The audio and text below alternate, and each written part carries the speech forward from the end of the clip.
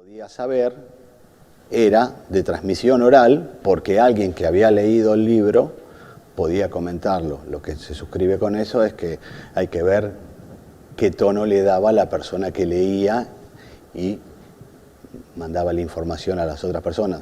Podía sacarse ventaja o no de ese tipo de inconvenientes. Entonces, represión, cambios de gobierno, crímenes y otros sucesos violentos marcaron el México del siglo XX. Bajo esta percepción nos damos cuenta que en ocasiones solo vemos el enfoque crítico a los problemas políticos y económicos. Pero si empezamos a adentrarnos a los problemas de violencia en el país, nos daremos cuenta de que el presente responde a una serie de sucesos vistos en este pasado. Hoy en Hijos de la Historia revisaremos 3 particulares casos del crimen cubiertos por la prensa en el México del siglo XX.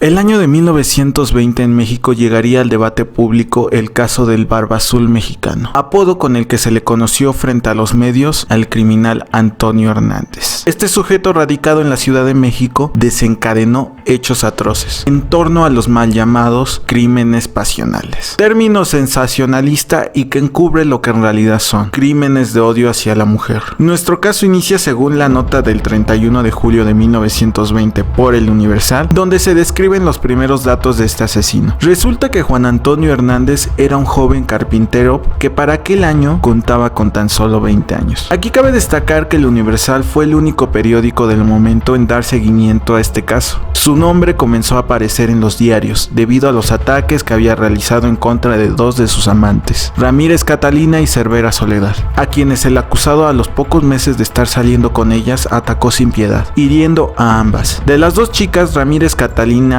perdió la vida frente al ataque. Su apodo surge de los medios de comunicación. El Barba Azul mexicano fue inspirado en un cuento anónimo, texto que narra la historia de un noble francés muy poco agraciado que comete el mismo crimen que Antonio Hernández. Este criminal se encargaba de convencer a las autoridades, ya que cuando llegaban a la escena del crimen, Antonio Hernández aprovechaba el disturbio para fingir su inocencia, a través de pretender ser el esposo preocupado y desconcertado de su víctima. Respecto a estos 2 crímenes, debido a las coincidencias que se mostraban en el modo de operar del asesino, se capturó al Barba Azul mexicano. Tras la recopilación de datos se nos cuenta que las 2 víctimas conocieron a este hombre por nombres distintos, haciendo que Antonio negara los hechos, hasta el punto en el que testificó que Catalina se había cortado la garganta para quitarse la vida. Pero debido a la información recopilada por el agente del Ministerio Público de nombre Óscar Méndez, quien conocía el caso a profundidad, es así como este sujeto sería llevado a la justicia. Antonio Hernández, el Barba Azul mexicano, fue sentenciado a pasar 17 años y 4 meses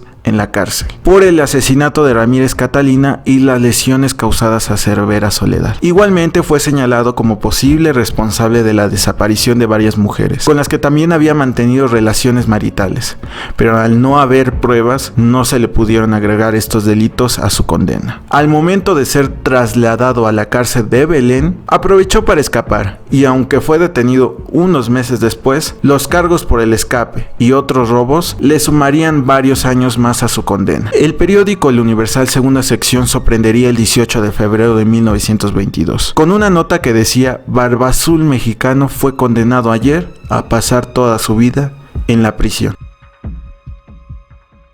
Como vemos, el periodismo resultó fundamental para visibilizar tales hechos atroces, pero también manipuló la imagen y el relato de estos sucesos, bajo las intenciones de vender más publicaciones, un interés político de la editorial o la intervención del Estado. En ese margen, el domingo 26 de marzo de 1934, Esperanza Subinet atacaría por la espalda a su esposo Manuel Rangel, causándole la muerte. Todo esto tras asistir al juzgado cuarto del registro civil y terminar una diligencia de divorcio que habían solicitado a inicios del año. El caso sería nombrado "Mató a su cónyuge dentro de un juzgado", mensaje que no parecía sensacionalista, pero que la prensa ocuparía para dar despliegue y seguimiento a estos casos, no solo porque los catalogó como crímenes pasionales, ocasionales, sino porque sus protagonistas eran figuras públicas, mujeres pertenecientes a capas medias de la población y quienes fueron absueltas por el jurado popular, bajo el argumento de haber actuado en defensa de su reputación. Fueron denominadas autoviudas, término despectivo. Todo esto bajo la lupa de publicaciones como La Prensa y Diario Ilustrado de la Mañana.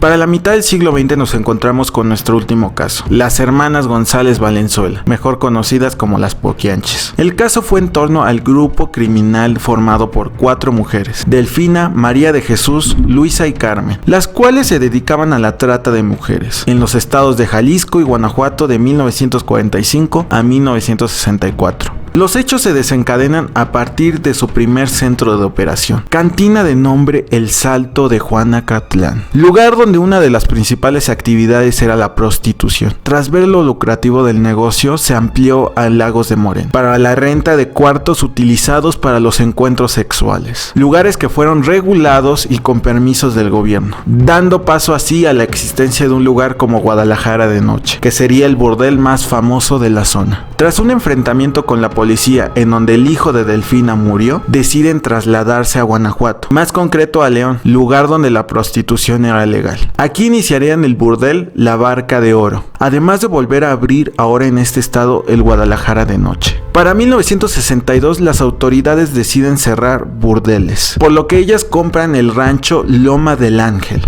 Su modo de operar consistía en secuestrar a jóvenes de 12 a 14 años, las cuales eran violentadas por los ayudantes, bañadas con agua fría y preparadas para los clientes. Durante su estadía eran torturadas y si quedaban embarazadas eran obligadas a abortar o incluso siendo asesinadas. Una vez llegando a los 25 años eran enviadas con los verdugos, quienes las encerraban, las mantenían en inanición y una vez débiles las lanzaban de una azotea o las enterraban vivas. Además se tiene conocimiento que este grupo incursionó en la práctica de supuestos ritos satánicos. Fue hasta 1964 cuando Catalina Ortega logró escapar e ir con las autoridades para narrar todos los hechos. Afortunadamente aquellos policías que tomaron la denuncia no pertenecían a los cómplices. Una vez llegando al rancho y presenciar los horrores y condiciones de las mujeres, arrestaron a las hermanas llevándolas a Irapuato, en donde recibirían una condena de tan solo 40 años de cárcel.